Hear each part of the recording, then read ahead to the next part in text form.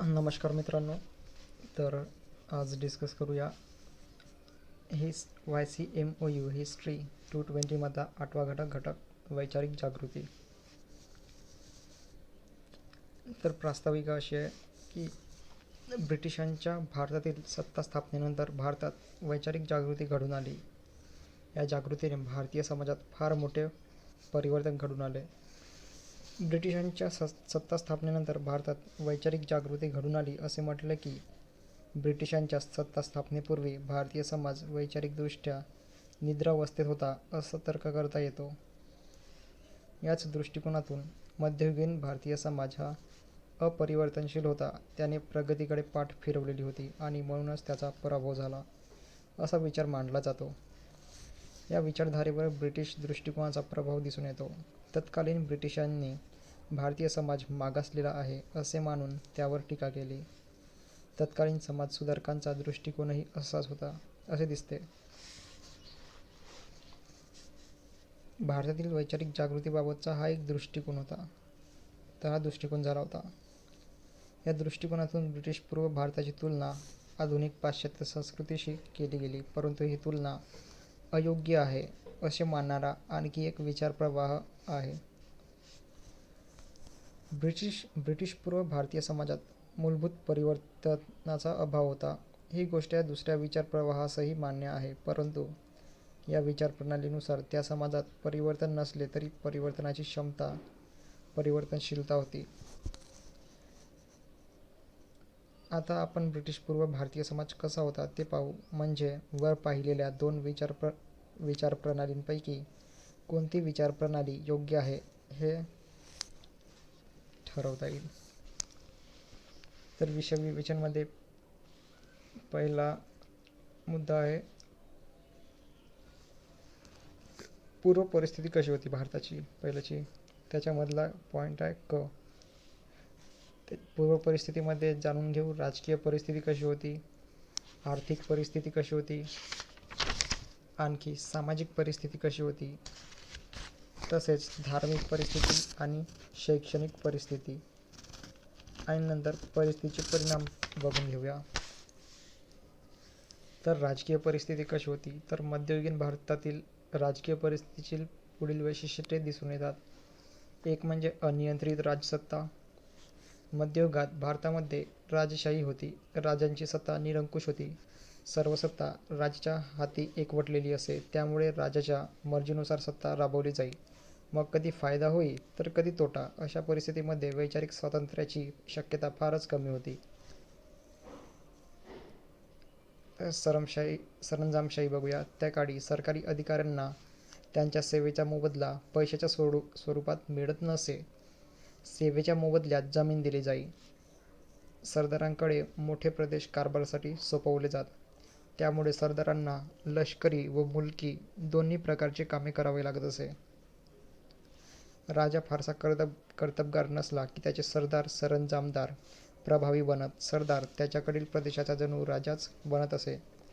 मोठा राज्यविस्तार व दळणवळणाच्या साधनांचा अभाव यांमुळे या सरदारांवर राजाचे नियंत्रण राहणे अशक्य असे. सरंजामाचा प्रदेश व तेथील आर्थिक साधने हाती असल्याने हे सरंजामदार स्वतंत्र वृत्तीने वागत, क्वचित राजावरही नियंत्रण ठेवत.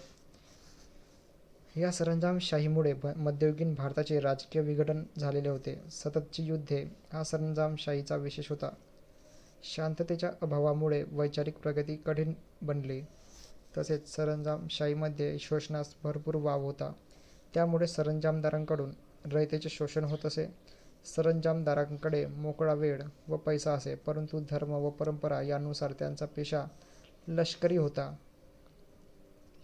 त्यात बदल करता येत नसे. परिणामी त्यांचा वेळ व पैसा चैनीसारख्या अनुत्पादक गोष्टींवर खर्च होई. यामुळे परिवर्तनास चालना मिळणे फारसे शक्य नव्हते. तर आर्थिक परिस्थिती. मध्ययुगीन भारतीय अर्थव्यवस्था ही एका वेगळ्या अर्थाने वैचारिक सुप्तावस्थेला कारणीभूत ठरली. त्याचे कारण म्हणजे अर्थव्यवस्थेतील बंदिस्तता. आजचे आर्थिक व्यवहार फार व्यापक आहेत. जगातील दूरच्या देशांमध्येही आज सहजतेने व्यापार होतो. परंतु मध्ययुगीन भारतीय अर्थव्यवस्थेत बंदिस्तता होती.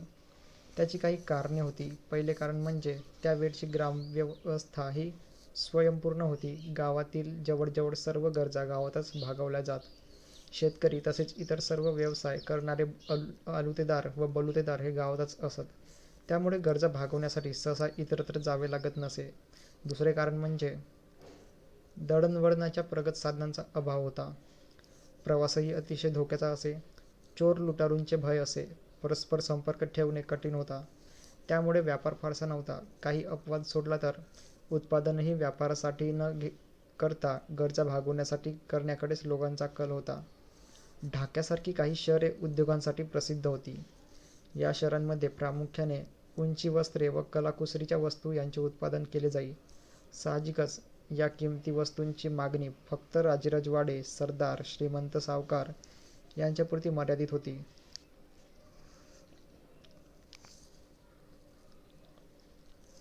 तर राजकीय परिस्थितीमध्ये पहिला बघितलो अनियंत्रित राजसत्ता, सरंजामशाही. आर्थिक परिस्थितीमध्ये पॉईंट आहेत. अर्थव्यवस्थेतील बंदिस्तता, अप्रगत तंत्रज्ञान, श्रम विभागणी, व्यापार. तर आर्थिक परिस्थितीमधला अप्रगत तंत्रज्ञान बघूया. उत्पादनांचे तंत्रही फारसे प्रगत नव्हते. फक्त गरजा भागवण्यापुरते ते पुरेसे होते. त्यामुळे आर्थिक विकास होऊ शकला नाही. श्रम विभागणी. तर श्रम विभागणी अशा प्रकारे होती. विशेषतः हिंदू समाजामध्ये प्रत्येक जातीचा व्यवसाय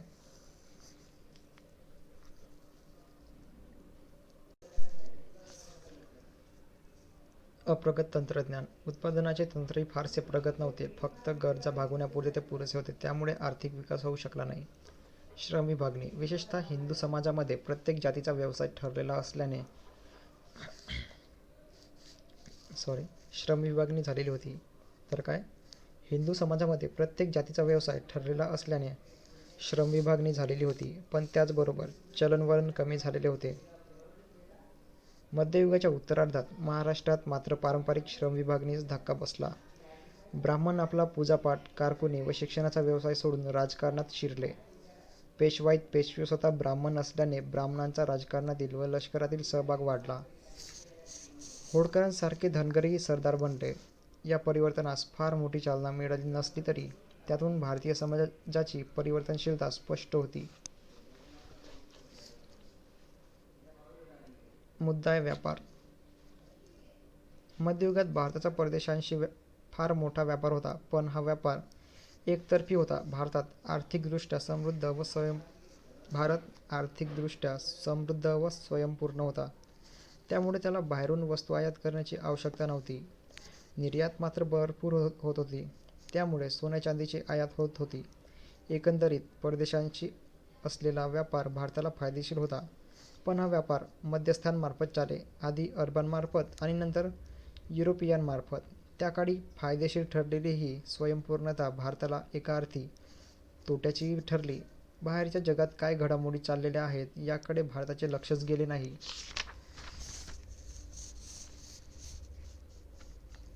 पुढचा टॉपिक बघूया, सामाजिक परिस्थिती.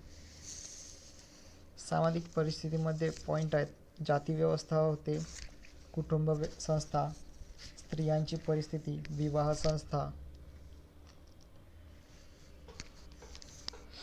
तर सामाजिक परिस्थितीमध्ये सामाजिक क्षेत्रांमध्ये धर्म व रूढी यांच्यामुळे जाती व्यवस्था, कुटुंब संस्था व विवाह संस्था यांच्यावर फार मोठी बंधने आली होती. स्थैर्य व परकीयांच्या आक्रमणाविरुद्ध या बंधनाचा फायदा समजला नाही. तर काय, स्थैर्य व परकीयांच्या आक्रमणाविरुद्ध या बंधनाचा फायदा समाजाला झाला.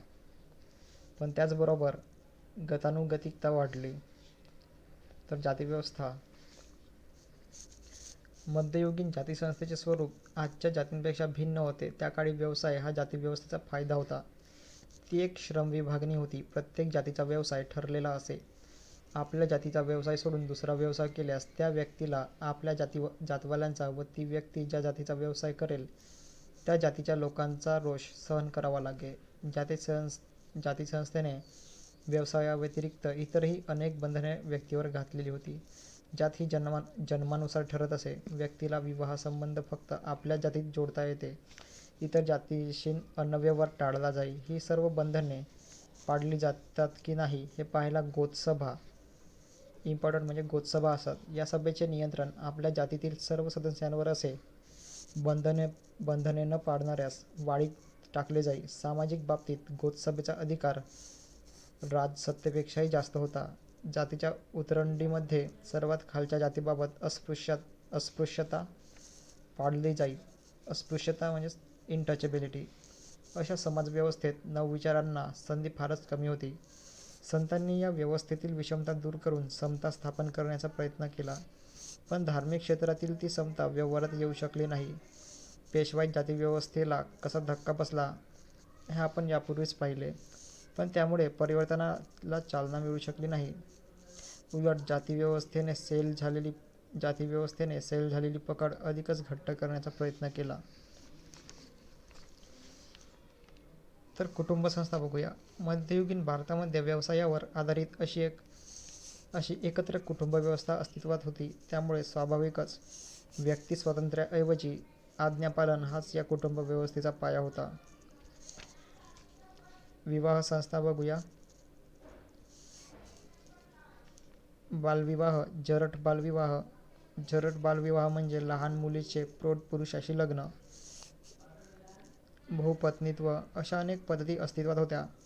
उच्चवर्णीयांमध्ये घटस्फोट व विधवा पुनर्विवाह मान्य नसे, पण खालच्या जातींमध्ये मात्र ती सवलत होती. विवाह हे धार्मिक बंधन मानले जाई. स्त्रियांची परिस्थिती बघूया. तर विवाह संस्थेने व कुटुंब संस्थेने स्त्रियांवर फार बंधने घातलेली होती. स्त्रियांना स्वातंत्र्य व समान हक्क नव्हते. उलट बालविवाह, जरट बालविवाह, बहुपत्नीत्व, सती, विधवा पुनर्विवाहास बंदी व विधवांना दिली जाणारी केशवपणासारखी वाईट वागणूक यांमुळे स्त्रियांची अवस्था वाईट बनलेली होती. दुसरी गोष्ट म्हणजे ह्याही रूढींनी समाजाचा विवेक व बुद्धिवाद मारला होता. पुढचा टॉपिक बघूया. धार्मिक परिस्थिती कशी होती.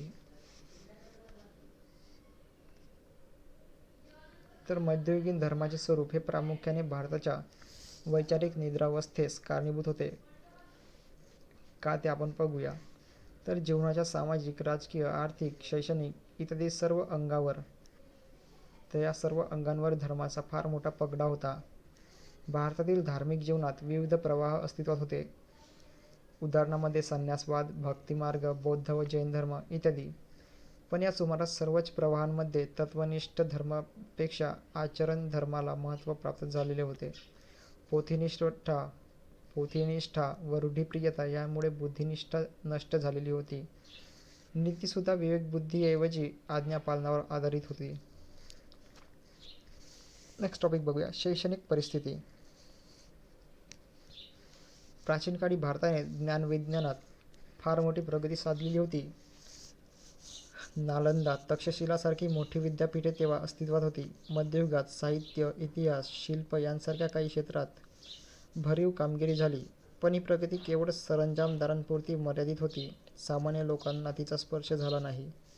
18व्या शतकात या कार्यालाही आहोटी लागली. ज्ञानाच्या क्षेत्रात पोथीनिष्ठा येऊन बुद्धिनिष्ठा बाजूला पडली. पाठांतराला महत्त्व प्राप्त झाले. शिक्षणाच्या क्षेत्रात जास्त करून ब्राह्मणांची मक्तेदारी होती. हे शिक्षण इतर व्यवसाय करणाऱ्या जातींना उपयोगाचे नव्हते. हे खरे असले तरी त्यामुळे ज्ञान व श्रम यांची विभागणी झाली आणि त्यामुळे ज्ञानशाखा व उत्पादनतंत्र या दोहोंचीही प्रगती होऊ शकली नाही.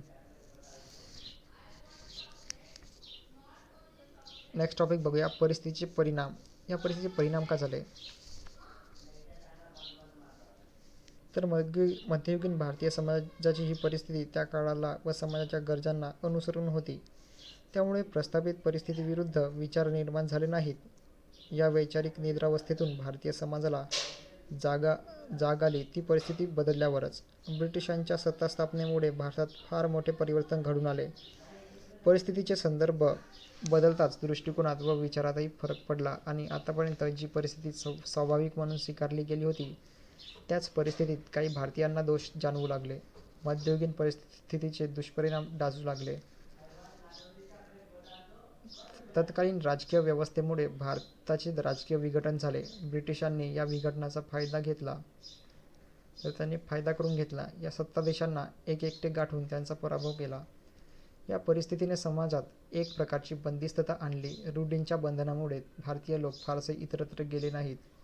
पाश्चात्यांद्वारा तर जे पाश्चिमात्य देश होते तर पाश्चात्यांद्वारा त्यांची संस्कृती घरात आली. पण प्रस्थापित परिस्थितीत या संस्कृतींची दखल घेण्याची जरुरी भारतीयांना नव्हती. फारच मर्यादित उपयोगासाठी इंग्रजी भाषा व भूगोल अशांसारखे विषय शिकले गेले.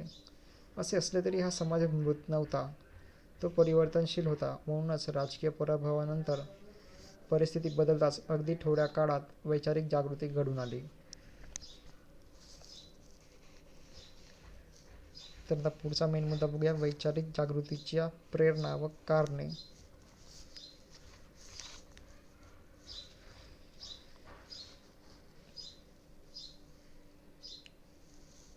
तर आपण पाहिले की ब्रिटिशांनी भारतात सत्ता स्थापन केली आणि भारतात वैचारिक जागृती झाली. वैचारिक जागृती झाली म्हणजे भोवतालच्या वातावरणाबद्दल जागरूकता निर्माण झाली. स्वतंत्र कल्पना पुढे आल्या आणि त्यांना अनुसरून कार्य होऊ लागले. आता आपल्याला असा प्रश्न पडेल की ब्रिटिशांच्या सत्ता स्थापनेनंतर असे काय बदल झाले की ज्यामुळे वैचारिक जागृती घडून आली. याच प्रश्नाचे उत्तर आपल्याला या घटकात शोधायचे आहे. त्याच्यामधला पहिला मुद्दा बघूया क, आधुनिक पाश्चात्य संस्कृती. तर बुद्धिवाद, ऐहिकता, राष्ट्रवाद, औद्योगिक क्रांती, उदारमतवाद व व्यक्ती स्वातंत्र्य व समता यांवर आधारित लोकशाही ही पाश्चात्य संस्कृतीची महत्त्वपूर्ण वैशिष्ट्ये होती. विविध माध्यमांद्वारे पाश्चात्य संस्कृतीशी व तिच्या या वैशिष्ट्यांशी भारतीय समाजाचा संबंध आला. ही माध्यमे कोणती ते पाहूया. तर ब्रिटिश सत्तेचे प्रशासन व धोरण. यामध्ये स्थानिक व्यवस्था मोडून सर्वस्वी नवी व्यवस्था निर्माण करणे हे नव्या ब्रिटिश सत्तेच्या दृष्टीने धोकादायक होते. त्यामुळे शक्यतो बदल न करण्याचे धोरण ईस्ट इंडिया कंपनीच्या अधिकाऱ्यांनी स्वीकारले, पण तरीही अपरिहार्यपणे काही बदल करावे लागले. या सत्ताधीशांनी प्रशासन व धोरण पाश्चात्य मूल्यांवर आधारित होते. शिक्षण व सरकारी नोकऱ्या यात सर्वांना समान संधी देण्याचे धोरण स्वीकारले गेले. धर्माचा राजाश्रय नष्ट झाला. धर्म व व्यवहार यांची फारकत झाली. धर्माची सर्वसमावेशकता व बंधने कमी होऊ लागली. रयतवारीसारख्या महसूल व्यवस्थेतून व्यक्तिवादाचे तत्त्व समाजाच्या तळापर्यंत पोहोचले. साम्राज्य सुरक्षित करण्याच्या दृष्टिकोनातून जुन्या सरंजामदारांच्या वतनदारांच्या हातून सत्ता काढून घेण्यात आली. दळणवळणाची प्रगत साधने व ब्रिटिशांचे व्यापारविषयक धोरण यांतून अर्थव्यवस्था व्यापक बनली. खेड्यांची स्वयंपूर्णता नष्ट झाली. इंग्लंडमधील औद्योगिक क्रांतीमुळे आणि ईस्ट इंडिया कंपनीच्या व्यापारविषयक धोरणांमुळे देशी हस्तव्यवसाय बंद पडल्याने ग्रामव्यवस्थेला व जातीव्यवस्थेला धक्का बसला. कायदा व न्याय या क्षेत्रातील जातीभेद नष्ट होऊन समानतेचे तत्त्व प्रस्थापित झाले. ब्रिटिशांच्या एकछत्री अंमलामुळे युद्धे कमी होऊन शांतता व स्वास्थ्य लाभले. पुढचा मुद्दा बघूया, पाश्चात्य शिक्षण. तर धर्मप्रसार करणे, प्रशासनाचा व्याप सांभाळण्यासाठी भारतीयांना तयार करणे, पाश्चात्य संस्कृतीचा प्रसार करणे, ब्रिटिश मालाला गिऱ्हाईक तयार करणे व या हेतूंमधून ख्रिस्ती धर्मोपदेशकांनी ब्रिटिश सरकारने पाश्चात्य शिक्षणाची सुरुवात केली. नोकरी व्यवसाय मिळवण्याच्या दृष्टीने भारतीयही पाश्चात्य शिक्षणाकडे वळले. बुद्धिवाद, ऐहिकता, स्वातंत्र्य, समता यांवर आधारित अशा पाश्चात्य शिक्षण व्यवस्थेमुळे वैचारिक जागृतीस फार मोठी चालना मिळाली. निसर्ग विज्ञानांचा, पाश्चात्य इतिहासांचा समावेश या अभ्यासक्रमात झाला.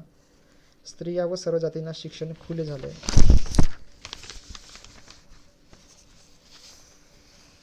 तर ख्रिस्ती धर्मोपदेशक.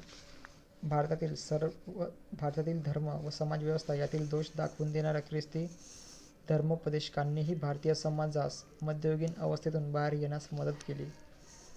तसेच धर्मप्रसार व पाश्चात्य शिक्षणांमार्फत पाश्चात्य मूल्यांचा परिचय भारतीय समाजास करून दिला. विचार प्रसाराची साधने. वृत्तपत्रे व नियतकालिके यांसारख्या विचार प्रसाराच्या साधनांनीही प्रबोधनात महत्त्वपूर्ण कामगिरी बजावली. नव्या मध्यमवर्गीय नेतृत्वांमध्ये ज्या नवविचारांचा उदय झाला त्या नवविचारांचा प्रसार सुशिक्षितांमध्ये करण्याचे काम या साधनांनी केले.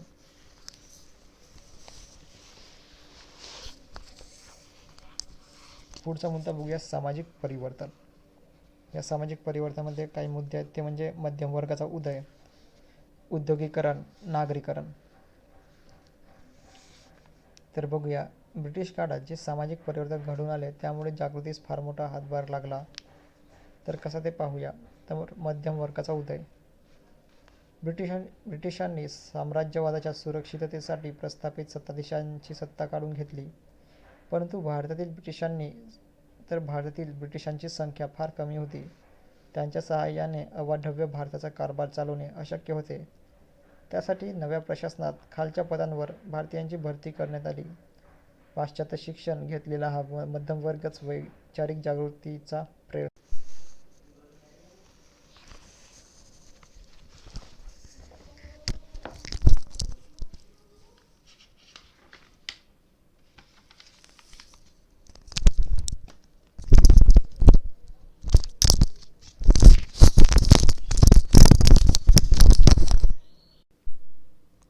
पुढचं टॉपिक बघूया, वैचारिक जागृतीचे स्वरूप व वैशिष्ट्ये.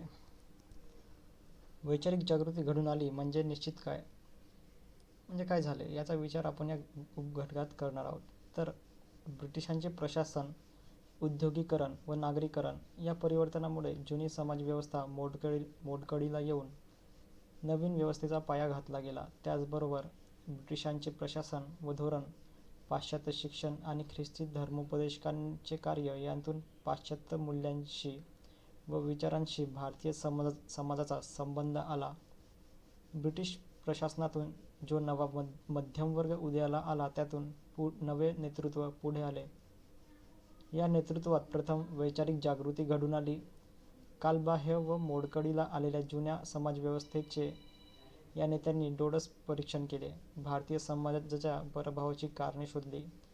इतिहासाचा जाणीवपूर्वक मागोवा घेतला. नव्या घडामोडींचा अर्थ लावला. ऐहिकता, बुद्धिनिष्ठा, मानवतावाद, उदारमतवाद व समानतावाद इत्यादी मूल्यांच्या आधारे समाजाची पुनर्रचना करण्याचे स्वप्न पाहिले. अशा प्रकारे भारतात जी वैचारिक जागृती घडून आली तिची काही वैशिष्ट्ये दिसून येतात. ती वैशिष्ट्ये आता पाहू. ती वैशिष्ट्ये म्हणजे सुधारणा, पुनरुज्जीवन, सर्वांगीण सुधारणा, असे काही मुद्दे आहेत. तर बघूया सुधारणामध्ये. या काळातील विचारवंतांना समाजात काही दोष दिसले. ते दूर करून नव्या मूल्यांच्या आधारे सुधारणा करण्याचा प्रयत्न त्यांनी केला. हे आपण आधी पाहिलेच. म्हणजेच सुधारणा हे या वैचारिक जागृतीचे महत्त्वाचे वैशिष्ट्य होते. जरी या वैचारिक जागृतीच्या प्रणेत्यांवर पाश्चात्य संस्कृतीचा प्रभाव असला तरी पूर्णपणे नव्या पायावर समाज उभारणी ही नेहमीच अशक्य असते. तसेच तशी क्रांती करण्याचा प्रयत्न नव्या नेतृत्वाने केला असता तर इतर परंपराप्रिय समाजाने ती क्रांती स्वीकारली नसती. उत्क्रांतीच्या मवाळ मार्गाने या सुधारकांनी सुधारणा सुचवल्या, पण त्याही समाजाला मानवलेल्या नव्हत्या. त्यासाठी सुधारकांना सनातनींचा विरोध सहन करावा लागला होता. म्हणूनच उत्क्रांतीच्या मार्गाने सुधारणा करण्याचा मार्गच नव्या नेतृत्वाने स्वीकारला. तर मुद्दा बघूया पुढचा वैशिष्ट्य, सर्वांगीण सुधारणा. झालेली जागृती वैचारिक असल्याने ती जीवनाच्या कोणत्याही एका क्षेत्रापुरती मर्यादित राहणे शक्य नव्हते. त्यामुळे सामाजिक, धार्मिक, आर्थिक, राजकीय व सांस्कृतिक अशा सर्वच क्षेत्रांत या वैचारिक जागृतीचे पडसाद उमटले. बऱ्याच सुधारकांनी अनेक विषयांबाबत विचार मांडलेले दिसतात. या संदर्भात न्यायाधीश महादेव गोविंद रानडे यांनी मांडलेले विचार फारच समर्पक आहेत. त्यांच्या मते समाज हा गुलाबाच्या फुलाप्रमाणे असतो. ज्याप्रमाणे गुलाबापासून त्याचे स्वरूप, त्याचा रंग व त्याचा गंध हे अलग करता येत नाहीत, त्याचप्रमाणे समाजाचे विविध अंगेही परस्परांपासून बाजूला करता येत नाहीत. थोडक्यात म्हणजे रानड्यांची मते समाजाची सामाजिक, धार्मिक, आर्थिक, राजकीय इत्यादी सर्व अंगे परस्परांसंबंधित व परस्परावलंबी असतात. समाजाच्या उन्नतीसाठी न्यायाधीश रानड्यांना या सर्वच अंगाची उन्नती व तीही एकाच वेळेस होणे आवश्यक वाटत होते. न्यायाधीश रांडेंचा स्वतःचा अभ्यास, विचार व कर्तृत्वही चौफेर होते. सार्वजनिक सभा बॉम्बे प्रेसिडेन्सी असोसिएशन, राष्ट्रीय सभा, औद्योगिक परिषद, प्रार्थना समाज, सामाजिक परिषद, वक्तृत्वोत्तेजक सभा, वसंत व्याख्यानमाला अशा अनेक संस्थांच्या निर्मितीत व कार्यात त्यांचा सहभाग होता. गुपाढस गणेश आगरकर व बाळ गंगाधर टिळक यांचाही सुधारणांबाबतचा वाद सामाजिक की राजकीय हा नसून आधी सामाजिक की आधी राजकीय असा होता.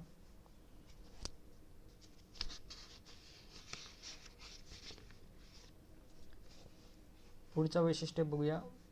पुनरुज्जीवन. नव्या नेतृत्वाने भारतीय समाजातील दोषांवर टीका केली. असे असले तरी त्यांना भारतीय परंपरांचा, धर्माचा व संस्कृतीचा अभिमानही होता. त्यांच्या सुधारणांचे बाह्य स्वरूप जरी पाश्चात्य असले तरी गाभा भारतीय होता. त्यामुळे वैचारिक जागृतीचा आधार सुधारणांबरोबरच पुनरुज्जीवन हाही होता. पुनरुज्जीवन म्हणजे पुन्हा जिवंत करणे, पण हा अर्थ एवढ्यापुरताच मर्यादित नाही, तर भूतकाळातील जुन्या गोष्टींना नव्या युगाच्या संदर्भात नव्या मूल्यांच्या आधारे जिवंत करणे म्हणजे पुनरुज्जीवन. त्यामुळे हे पुनरुज्जीवन नव्या आधुनिक विचारांच्या चौकटीत बसतील अशाच गोष्टींचे होते. या पुनरुज्जीवनाबाबतचे दोन भिन्न दृष्टिकोन प्रबोधन काळात होते. सामाजिक सुधारकांचा आणि राजकीय नेत्यांचा, विशेषतः जहाल नेत्यांचा. सुधारकांनी भूतकाळाचे पुनरुज्जीवन केले, पण ते करत असताना त्यांचे ध्येय समाज सुधारणा व धर्म सुधारणा हे होते. चिपळूणकर, टिळक आदींनी केलेले पुनरुज्जीवन स्वदेशाभिमान वाढवण्यासाठी होते. त्यांचा दृष्टिकोन मुळातच ब्रिटिश विरोधाचा होता, तर समाजसुधारकांना मात्र ब्रिटिश राजवट उपकारक वाटली. पुढचा वैशिष्ट्य राष्ट्रवाद. राष्ट्रवाद हे या वैचारिक जागृतीचे अंतसूत्र होते. या जागृतीचे पडसाद सर्व क्षेत्रांत उमटले आणि सुधारणेचे प्रयत्न झाले. त्यामागे राष्ट्रवाद होता. सर्व नेत्यांचा हेतू भारतीय समाजाची सर्वांगीण सुधारणा करून त्याला बळकट बनवणे हा होता. या एकात्मतेबरोबरच भारताच्या स्वतंत्र व्यक्तित्वाची जाणीव प्रत्येकालाच होती. त्यातून भारताच्या स्वतंत्र स्वातंत्र्याची मागणी पुढे आली. अगदी धर्मांतर करून ब्रिटिश बनलेल्या अनेक भारतीयांचाही दृष्टिकोन अशाच प्रकारे राष्ट्रवादी होता.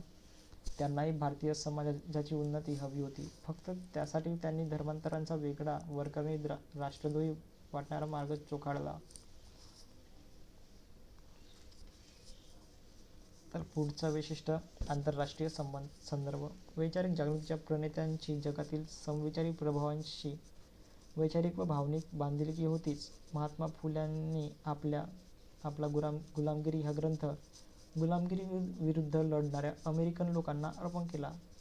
भारतीय राष्ट्रवादी चळवळीला इटलीतील राष्ट्रवादी नेता जोसेफ मॅझिनी हा स्फूर्तिदायक ठरला. रशियातील साम्यवादी क्रांतीने भारतीय नेत्यांना प्रभावित केले. पुढचा पॉईंट बघूया मुद्दा. वैचारिक जागृतीचे परिणाम व महत्त्व.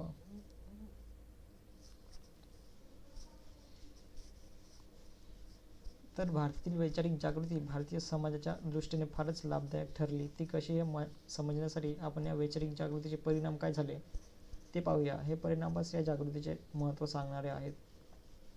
तर यामधला पहिला मुद्दा, आधुनिकतेची सुरुवात. वैचारिक जागृतीने भारतामध्ये आधुनिकतेची सुरुवात केली. एकता, बुद्धिनिष्ठा, राष्ट्रवाद, व्यक्तिस्वातंत्र्य, समता, लोकशाही इत्यादी आधुनिक मूल्ये रुजण्यास पार्श्वभूमी तयार केली. उद्योगीकरणाचा पाया घातला. दुसरा मुद्दा म्हणजे सामाजिक व धार्मिक सुधारणा. सर्वकष अशा वैचारिक जागृतीचे पहिले पडसाद उमटले ते सामाजिक व धार्मिक क्षेत्रात. प्रस्थापित धर्मव्यवस्था व सामाजिक व्यवस्था यांच्या योग्यायोग्यतेबाबत विचार होऊन सामाजिक व धार्मिक सुधारणांचे एक पर्वत सुरू झाले. या सुधारणांचा सविस्तर विचार आपण घटक 10 मध्ये करणार आहोत. तर पुढचा परिणाम बघूया. महत्त्व ग. अर्थविषयक दृष्टिकोनात बदल. ब्रिटिशांचे साम्राज्य, भारताचे आर्थिक शोषण व उद्योगीकरण यांतून भारतीयांच्या अर्थविषयक दृष्टिकोनातही बदल घडून आला. ऐहिकतेला महत्त्व प्राप्त झाले. ब्रिटिशांकडून होणाऱ्या आर्थिक शोषणाची मीमांसा करण्यात आली. या शोषणाविरुद्ध आर्थिक राष्ट्रवादाचा उदय झाला. ब्रिटिश मालावर बहिष्कार व स्वदेशीचा वापर हे उपाय सुचवण्यात आणि स्वीकारण्यात आले. शेती व शेतकरी यांचे महत्त्व वाढले. उद्योगीकरणाचा पुरस्कार करण्यात आला. अर्थविषयक दृष्टिकोनातून या बदलांचा स्वतंत्र विचार पुढील घटकात करणार आहोत. पुढचा मुद्दा बघूया, राष्ट्रवादाचा उदय. तर वैचारिक जागृतीच्या परिणामस्वरूपी एकात्मता व स्वातंत्र्य यांची जाणीव विकसित होत गेली. ब्रिटिशांच्या हातून सत्ता परत मिळवून स्वातंत्र्य मिळवण्याची मोठी आकांक्षा निर्माण झाली आणि त्यातूनच राष्ट्रवादी चळवळीचा, स्वातंत्र्य लढ्याचा जन्म झाला. भारताचे स्वातंत्र्य हे एका अर्थाने या वैचारिक जागृतीचेच फलित म्हणावे लागेल. सांस्कृतिक बदल. सांस्कृतिक बदलामध्ये वैचारिक जागृतीचे पडसाद धार्मिक, सामाजिक, आर्थिक व राजकीय क्षेत्रांबरोबरच सांस्कृतिक क्षेत्रातही उमटले. त्याच्यामधला मुद्दा म्हणजे शिक्षण. पारंपरिक शिक्षण पद्धतीत बदल घडून आला. ब्राह्मण वर्गाची मक्तेदारी, धर्माचे प्राबल्य, फारसी, अरबी व संस्कृत भाषेचे वर्चस्व, पोथीनिष्ठा, पाठांतर इत्यादी गोष्टींची जागा खुले व धर्मनिरपेक्ष शिक्षण, बुद्धिनिष्ठा, निसर्ग विज्ञानाचा अभ्यास, युरोपचा इतिहास आणि मातृभाषा व इंग्रजी भाषेचे वाढते महत्त्व या गोष्टींनी घेतले. साहित्य. तर साहित्य यामध्ये शिक्षणाप्रमाणेच साहित्याच्या क्षेत्रातही लक्षणीय बदल होत गेले. धर्म व राजसत्ता यांचे वर्चस्व कमी झाले. त्याऐवजी सामाजिक समस्यांना प्राधान्य मिळाले. जनसामान्यांच्या समस्या व भावभावना यांना महत्त्व प्राप्त झाले. वैचारिक जागृती, विविध क्षेत्रातील चळवळी यांमुळे वैचारिक वाङ्मयात फार मोठी भर पडली. निबंध हा नवा वाङ्मय प्रकार पुढे आला. मतपत्रांचे स्वरूप असलेल्या वृत्तपत्रांनी वैचारिक वाङ्मयाला फार मोठा वाव दिला. या काळात ललित साहित्यातही मोठी भर पडली. कादंबरी हा नवा साहित्य प्रकार याच काळात उदयाला आला. वैचारिक जागृतीचे प्रतिबिंब कादंबऱ्या, नाटके, काव्य या सर्व ललित वाङ्मयातून दिसून येते. तर कलामध्ये नाट्यकला, चित्रकला, स्थापत्यकला यांतील बदलासही ही वैचारिक जागृती कारणीभूत ठरली. विषय व तंत्र या साऱ्याच बाबतीत हा बदल दिसून आला. विज्ञान. तर विज्ञानाचे सामर्थ्य लक्षात घेऊन त्याही दिशेने प्रयत्न सुरू झाले. भारताने आज जी वैज्ञानिक प्रगती केलेली आहे तिची प्रेरणा वैचारिक जागृती हीच आहे. तर हा चॅप्टर इथे संपलेला आहे. जर तुम्हाला हा ऑडिओ आवडला असेल तर चॅनलला लाईक आणि सबस्क्राईब नक्की करा. तर धन्यवाद. पुढचा टॉपिक बघूया, घटक 9. मग दुसऱ्या लेक्चरमध्ये आर्थिक राष्ट्रवादाचा उदय हा पुढचा टॉपिक नंतर बघूया. घटक आहे 9.